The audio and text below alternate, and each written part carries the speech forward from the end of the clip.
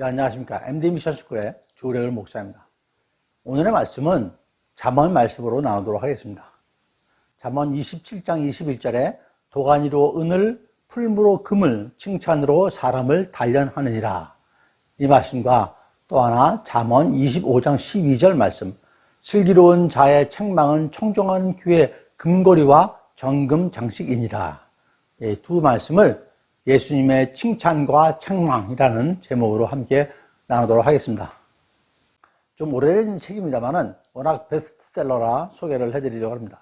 칭찬은 고래도 춤추게 한다라는 책이 있죠. 잘 아실 겁니다. 이 책의 저자는 켄 블랜차드라고 있고 배경은 범고래하고 조련사의 얘기입니다. 내용의 핵심은 고래를 조련하는 방법으로 고래 반응과 전환 반응이라는 두 가지 반응이 있습니다. 고래 반응은 사람들이 잘한 점을 찾아내고 그것을 진심으로 칭찬해 주는 것이죠. 그러면서 사람들이 잘한 일에 초점을 맞추도록 해주는 것이죠. 그래서 더 잘하게 동기부여를 할 수 있는 것입니다. 전환 반응이란 잘못된 행동을 했을 때 왜 그랬는지 책망하는 것보다는 그리고 화내는 것보다는 대안을 찾아서 해결하고 앞으로 그렇게 하기로 정하는 것, 또 그 행동대로 했을 때 다시 또 칭찬해 주는 것, 이것이 전환 반응입니다. 칭찬과 관련된 이론으로 하버드 대학교의 심리학 교수인 로버트 로젠탈 교수가 발표한 이론이 있습니다. 이름을 따서 로젠탈 효과라고 얘기를 하고 있습니다. 학생들에게 긍정적인 메시지를 전달하면 실제로 학생들의 지능 및 성적이 향상되는 현상이 나타나더라는 것이죠. 피그밀리온 효과라는 이론도 있습니다. 양파 3개를 키웠는데 한 양파는 매일매일 칭찬을 해주는 얘기를 들려주고 또 다른 한 양파는 매일매일 나쁜 말을 들려줬다고 합니다. 그리고 마지막 양파에는 아무런 얘기도 별다른 조치도 하지 않고 그냥 자라는 게 했죠. 이 3가지 양파를 실험을 했는데 양파는 약 2달간 이 같은 과정을 거치면서 자라게 했습니다. 그 결과 매우 흥미로운 결과가 나온 것이죠. 칭찬을 들은 양파는 셋 중에서 가장 잘 자랐고 아무 말도 듣지 않은 양파는 보통으로, 나쁜 말을 들은 양파는 2달이 되기 전에 뿌리가 썩어 다시 제대로 자라지 못한 그런 현상이 발생한 것입니다. 이 실험이 의미하는 바는 칭찬과 기대의 중요성을 말해주고 있는 것입니다. 우리는 누군가 칭찬하고 격려해주면 그 마음에 보답하기 위해 더 노력하고 좋은 결과를 내는데 이처럼 긍정적인 기대와 관심이 사람에게 좋은 영향을 미치는 효과를 피그말리온 효과라고 합니다. 피그말리온 효과는 그리스 신화에 나오는 조각가 피그말리온의 이름에서 유래된 내용입니다. 조각가였던 피그말리온은 자신이 이상적으로 생각하는 여성의 모습으로 여인상을 조각을 했는데 그 여인상을 갈라테이아라고 이름을 지었습니다. 갈라테이아는 누구냐면은 그리스 신화에 나오는 하얀 여인이라는 뜻을 갖고 있습니다. 그리고 피그말리온은 이 여인상을 실제 사람처럼 대해가지고 진심으로 사랑하게 되었다고 합니다. 피그말리온은 여신 아프로디테에게 갈라테이아를 아내로 맞을 수 있게 해달라고 기도를 했다고 합니다. 이후에 아프로디테는 피그말리온의 사랑에 감동해서 갈라테니아에게 생명을 불어넣어줬다고 합니다. 사람은 이처럼 감정에 아주 취약한 것이죠. 칭찬과 책망은 학교, 직장, 스포츠뿐만 아니라 가정 등 사람이 공동체로 생활하는 모든 곳에 아마 존재할 것입니다. 사전적 의미로는 칭찬은 좋은 점이나 착하고 훌륭한 일을 높이 평가함, 또 좋은 점이나 잘한 일 등을 매우 훌륭하게 여기는 마음을 말로 나타내는 것, 또는 그런 말 갖다가 칭찬이라고 정의를 합니다. 책망은 상대의 잘못이나 허물을 꾸짖음이라고 정의를 하고 있습니다. 책망과 유사한 말로 질책도 있죠. 꾸짖어 나무람으로 정의를 하고 있습니다. 가정에서나 학교에서 하라는 것 잘하면 뭐 상품과 상장을 주죠. 그런 보상을 해줍니다. 아이가 부모의 말을 잘 따르면 맛있는 것도 사주고 칭찬도 해주고, 하지만 반대로 말을 안 들으면 어떻게 합니까? 꾸짖고 야단치기도 하죠. 직장도 마찬가지죠. 평가라는 걸 통해 가지고 목표를 초과 달성하면 상응하는 보상으로 특별 상여금도 주고 뭐 승진의 기회도 빨라지기도 하죠. 반면에 목표에 미달하면 상대적으로 적은 상여금, 뭐 승진 누락 같은 불이익을 당하기도 합니다. 이는 가르침이라는 의미가 있습니다. 토라에는 총 613개의 계율이 있다고 하는데, 하지 마라 라는 계율이 365개, 그리고 하라라는 계명이 248개가 있다고 합니다. 제가 직접 세어보지 않은 건 아니지만 그 문헌에 보니까 그렇게 소개를 하고 있습니다. 또한 2개의 사랑계명, 10개의 뭐죠? 10계명이 있죠. 그리고 613개의 토라 율법 계명이 있다고 얘기를 하고 있습니다. 물론 이를 잘 지키면 복을 주신다고 하죠. 신명기 5장 16절에 너는 내 하나님 여호와께서 명령한 대로 내 부모를 공경하라. 그리하면 내 하나님 여호와께서 내게 준 땅에서 내 생명이 길고 복을 누리리라 하는 말씀이 있죠. 에베소서 6장 1절부터 3절 말씀인데요. 자녀들이 부모에게 순종하라고 하면서 이로써 내가 잘되고 땅에서 장수하리라 라고 합니다. 물론 반대의 경우에 어기면 책망하고 벌하기도 하고 진노하시도 하죠. 성경에서는 진노, 심판이라는 단어가 자주 등장합니다. 분명히 말씀하시기를 로마서 2장 6절에서 하나님께서 각 사람에게 그 행한 대로 보응하시되라고 말씀을 하셨습니다. 성경에도 유사합니다. 구약의 모세 오경의 창세기, 출애굽기, 레위기, 민수기, 신명기를 토라라 그러죠. 그러면 예수님께서 칭찬한 사례와 책망한 사례를 알아보도록 하겠습니다. 먼저 책망한 사례부터 알아보도록 하겠습니다. 예수님의 그 책망은 그 대상이 주로 누구겠습니까? 서기관, 바리새인에 대한 내용들이 많이 있습니다. 왜 예수님께서 이들에게 책망을 많이 했을까요? 왜 이들에게 책망을 집중했는지 알기 위해서는 먼저 그 바리새인과 서기관들이 어떤 사람인지 좀 알 필요가 있습니다. 잠깐 소개를 해드리도록 하겠습니다. 서기관은 크게 3가지 기능을 담당했다고 합니다. 율법을 보존하는 일, 율법을 가르치는 일, 그리고 율법을 집행하는 일을 했습니다. 이들의 주 임무는 문서를 작성하고 글을 베끼거나 책을 연구하는 사람들을 말합니다. 사무엘 시대에 처음 이름이 등장하는 서기관들은 국가의 회의록이나 공문서를 작성하는 일도 하지만 주로 모세 오경을 필사하는 것이 주된 임무였다고 합니다. 이들은 성스러운 하나님 말씀을 1.1획의 틀림도 없이 정확히 또 경건하게 기록해야 했기 때문에 성경을 필사하다가 여호와라는 하나님의 이름이 나오면은 그 대목에서는 목욕 제기하고 펜을 깨끗이 씻고 다시 새롭게 필사를 계속할 정도로 독실한 신앙적 자세를 갖춘 사람들입니다. 초창기의 서기관들은 권력적 측면에서 그다지 보잘것없는 사람들이었는데 세월이 수백 년의 세월을 거쳐서 예수님 시대에 이르러서는 성경 지식에 매우 능통했죠. 그래서 독점권을 가진 신흥 세력 집단으로 발전을 한 것이죠.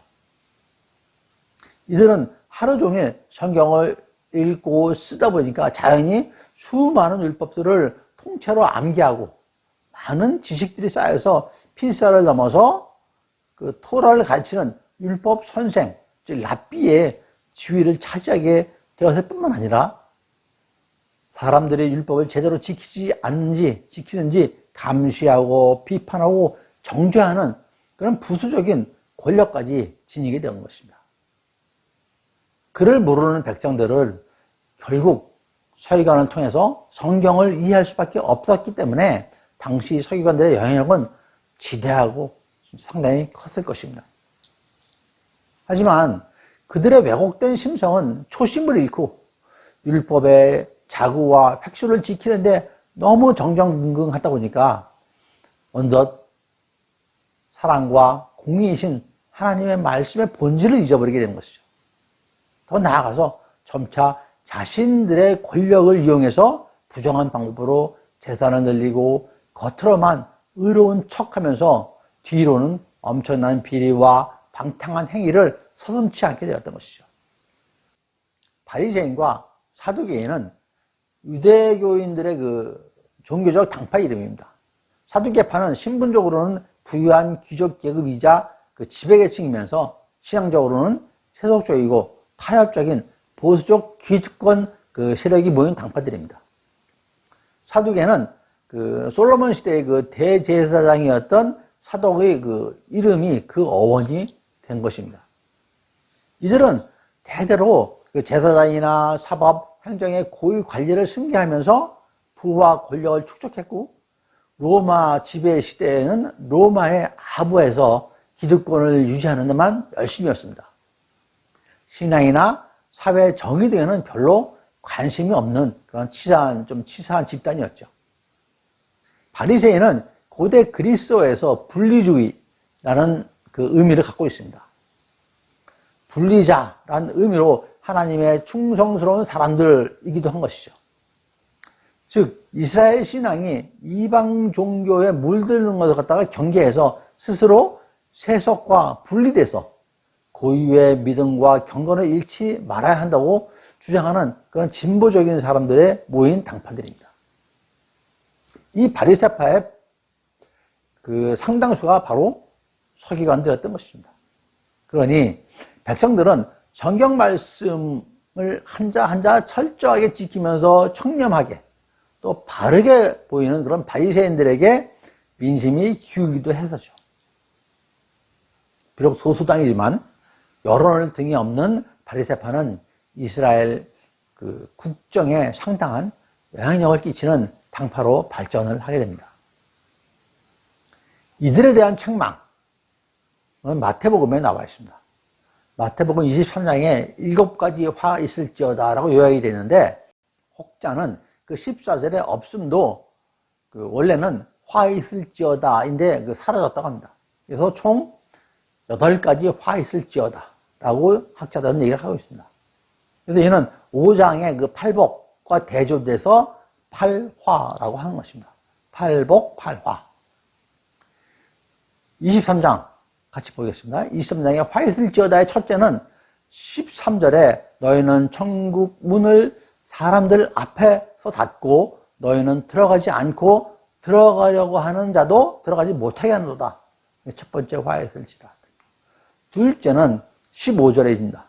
너희는 교인 한 사람을 얻기 위하여 바다와 육지를 두루 다니다가 생기면 너희보다 배나 더 지옥이 되게 한도다. 셋째, 16절입니다. 눈먼 인도자여 너희가 말하되 누구든지 성전으로 맹세하면 아무 일 없거니와 성전에 금으로 맹세하면 지킬지라 하노라. 넷째, 23절로 너희는 박하와 회양과 근처의 11조는 들이되 율법에 더 중한 바 정의와 공율과 믿음은 버렸도다. 그러니 이것도 행하고 저것도 버리지 말아야 할지니라. 다섯 번째는 25절에 잔과 대접의 겉은 깨끗하되 그 안은 탐욕과 방탕으로 가득하는도다. 여섯 번째가 27절 회칠한 무덤 같으니 겉으로는 아름답게 보이나 그 안에는 죽은 사람의 뼈와 모든 더러운 것이 가득하도다. 일곱 번째 화했을지어다 29절과 30절에 나와 있습니다. 너희는 선지자들의 무덤을 만들고 의인들의 비석을 꾸미며 이르되 만약 우리가 조상 때에 그래 있었다면 우리는 그들이 선지자의 피를 흘리는데 참여하지 아니하였으리라 하니. 이 7가지입니다.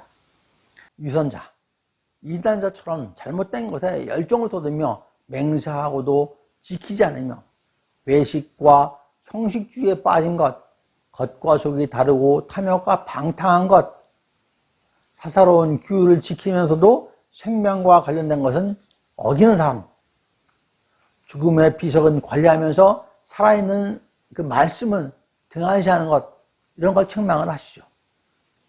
서기관과 바리새인에게 하는 것이지만 사실 이 시대의 우리들에게 말씀하시는 것이기도 합니다. 우리를 책망하시는 것이죠. 예수님께서 서기관과 바리새인들에게만 책망하시지 않겠죠. 예수님을 따르는 제자들도 책망했습니다. 마태복음 17장 17절에서 18절 말씀입니다.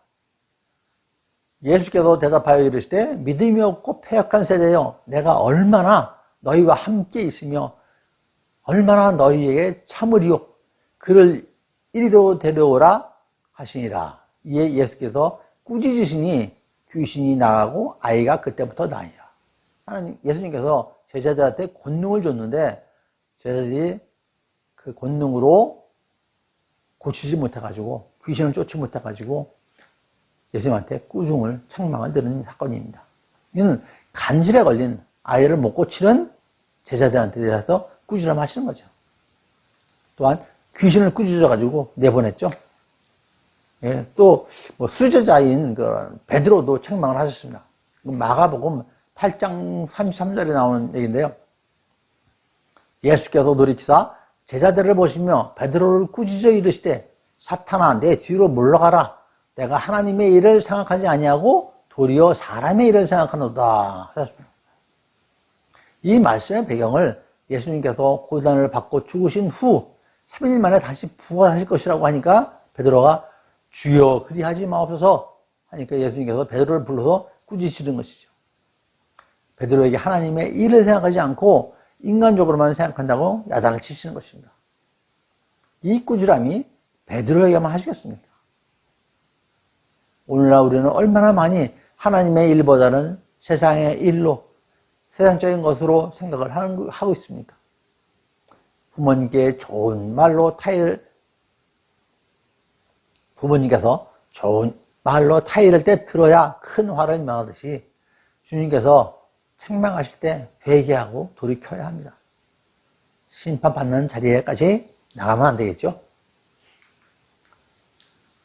다음으로 예수님의 그 칭찬하신 내용을 알아보도록 하겠습니다. 먼저 백부장 이야기입니다. 마태복음 8장에 백부장은 예수님께서 자신의 하인을 고쳐달라고 간청합니다. 그런데 자신의 집에 가시지 말고 말로만 여기서 고쳐도 예수님께서 말로만 하셔도 자기 하인이 고쳐질 거라고 얘기를 하는 백부장의 믿음을 보고 칭찬을 하신 거죠. 백부장은 아시다시피 로마의 군인이죠. 백부장은 지금의 대대장급 정도의 막강한 힘을 가졌죠. 근데 예수님께 자신의 하인을 고쳐달라고 부탁을 드렸는데 예수님께서 집에 가보자. 내가 직접 가서 고쳐주겠다. 라고 하니까 백부장이 아닙니다. 여기서 말씀만 하셔도 되겠습니다. 고쳐질 것입니다. 라고 하는 것이죠. 예수님께서는 이 백부장의 행실은 칭찬받을 만한 사람이라고 하시는 것입니다. 나아가 백부장은 예수님께서 능력이 있으시니까 자신의 집에 있는 종에게 직접 가보지 않고 말로만 하여도 치료가 될 수 있을 것이라는 그런 큰 믿음을 갖고 있었다고 예수님께서는 말씀하시죠. 그러니 예수님께서는 백부장의 믿음을 높이 평가하신 것입니다. 마태복음 8장 10절에 예수께서 들으시고 놀랍게 여겨 따르는 자들에게 이르시되 내가 진실로 너에게 이르노니 이스라엘 중 아무에게서도 이만한 믿음을 보지 못하였노라. 칭찬의 말씀을 하신 것이죠. 백부장은 예수님이 누구이신지 그 능력이 얼마나 큰지 잘 알고 있었습니다. 백부장은 예수님의 능력을 믿었던 것이죠. 예수님의 권위를 절대적으로 믿었던 것입니다. 믿음을 통해 예수님의 그리스도시요 살아계신 하나님의 아들임을 알고 있었던 것이죠. 그런 백부장의 믿음에 칭찬을 주셨습니다. 한 가지 더 보겠습니다. 12회 동안 혈루병을 앓던 여자아이가 있었죠. 마가복음 5장과 마태복음 9장에 기록되어 있습니다. 예수께서 돌이켜 그를 보시며 이르시되 딸아 안심하라 내 믿음이 너를 구원하였다 하시니 그 여자가 그 즉시 구원을 받으니라. 마태복음 9장 22절에 나와 말씀입니다. 당시에 혈루병 하면은 그 부정한 그런 병으로 여겨가지고 사람들이 접촉을 안 했습니다. 가까이 가지 않았던 거죠. 그 혈루병 하면은 그 당시에는 죄의 상징인 것입니다. 그렇지만 12회 동안이나 혈루병을 앓고 있던 여인, 하나님을 만나 능력을 받으면 고칠 수 있다는 믿음과 열정을 가지고 있었습니다. 그래서 그 사람들이 많은 무리에서 겨우 어떻게 몰래 들어가서 예수님의 옷자락 끝을 만졌죠. 그래도 자기 병이 고쳐질 것이라는, 옷자락 끝만 만져도 고쳐질 것이라고 하는 예수님의 능력과 자신의 믿음이 있었던 것이죠. 그 순간에 예수님의 능력이 그에게 나가서 혈루병이 깨끗이 치료된 것입니다. 예수님께서는 자신의 능력이 빠져나가는 것을 아셨던 것이죠. 그래서 이 여인에게 내 믿음이 너를 구원하였다라고 칭찬의 말씀을 하시는 것입니다. 우리 제자 베드로 얘기 한번 더 볼까요? 베드로가 아까 그 책망받은 얘기를 했는데 이번 칭찬받은 얘기를 하겠습니다. 세 번째는 베드로가 칭찬받고 상품으로 천국 열쇠를 받은 내용입니다. 마태복음 16장 13절에서 19절까지 나와 있는 내용인데요. 예수님께서는 이스라엘을 두루 다니시며 많은 이적과 말씀을 전하였지만 예수님을 제대로 아는 사람이 없었습니다. 이 예수님께서는 이스라엘의 최북방인 가이사라 빌립보에서 제자들에게 질문을 하십니다. 사람들이 나를 누구라 하느냐 물었을 때 나온 대답이 정답이 하나도 없었죠. 침례 요한, 엘리야, 예레미야나 선지자 중에 한 사람 이렇게 얘기를 했었는데 제자 중에 수제자로 꼽히는 그 베드로가 16장 16절에서 이렇게 대답합니다. 시몬 베드로가 대답하여 이르되 주는 그리스도시요 살아계신 하나님의 아들이시니이다 라고 대답을 한 것입니다. 베드로의 답변은 예수님을 감동을 시켰죠. 이에 예수님께서는 베드로에게 내가 복이 있도다 라면서 칭찬을 하시죠. 그리고 반석 위에 교회를 세우시겠다라고 말씀을 하십니다. 그리고 또 베드로에게 천국 열쇠를 주시겠다라고도 하시죠. 지금 세 가지 말씀을 드렸습니다. 이와 같이 짐작하시겠지만 예수님께서 칭찬한 내용들은 모두 믿음에 대한 내용입니다. 온전한 믿음에 대해서 칭찬을 해주신 것이죠. 베드로 전서 1장 7절 말씀에 너희 믿음의 확실함은 불로 연단하여도 없어질 금보다 더 귀하여 예수 그리스도께서 나타나실 때에 칭찬과 영광과 존귀를 얻게 할 것이니라 라고 하셨습니다. 온전한 믿음은 칭찬과 영광과 존귀가 따른다고 하실 말씀이시죠. 여러분들은 누구에게 칭찬을 듣고 싶으신가요? 회사 사장님? 위에 부장님? 또 집에 가정의 그 어머니, 아버님? 그런 사람들로부터 칭찬을 듣고 싶으십니까? 여러분, 예수님께 칭찬 듣는 것이 가장 큰 축복입니다. 확실한 믿음만 있으면 칭찬받을 수 있습니다. 말씀에 순종하면 칭찬받습니다. 하지만 또 조심하셔야 될 게 있습니다. 교만하지 마십시오. 칭찬받았다고 교만하지 마십시오. 잠언 27장 21절에서 도가니로 은을, 풀무로 금을, 칭찬으로 사람을 단련하느니라 라고 하셨습니다. 칭찬으로 사람을 단련한다고 하십니다. 칭찬을 겸손히 받고 책망도 겸손히 받아야 할 것입니다. 잠언 25장 12절 말씀에 슬기로운 자의 책망은 청종하는 귀에 금고리와 정금 장식이니라. 슬기로운 자의 책망은 보약이 됩니다. 주님의 책망에 민감하게 반응해서 자신을 돌아보고 회개하며 칭찬에는 겸손한 여러분 모두가 되시기를 간절히 축원드립니다. 네, 감사합니다. MD 미션 스쿨의 조래을 목사였습니다.